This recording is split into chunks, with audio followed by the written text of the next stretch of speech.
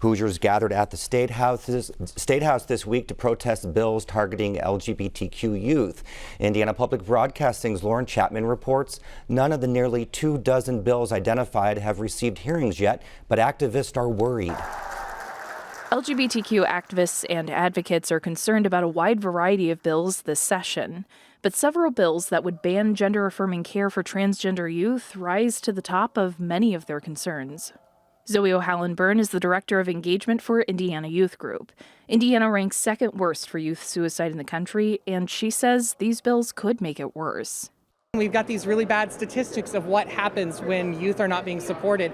So by making healthcare accessible to trans youth and non-binary youth and queer youth in general, where they feel that they can go and get competent, affirming, and compassionate care is a valuable lifeline. It's going to keep a lot of these youth alive.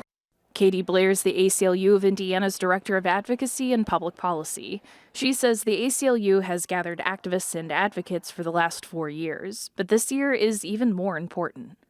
Unfortunately, this year we've seen just an onslaught of anti-LGBTQ bills, 3 times the amount we've ever seen. None of the bills have been called for a hearing, but Blair says the ACLU will be ready when they do. Right now we're watching these bills like a hawk. As soon as one is scheduled, you can bet that you are going to hear from us.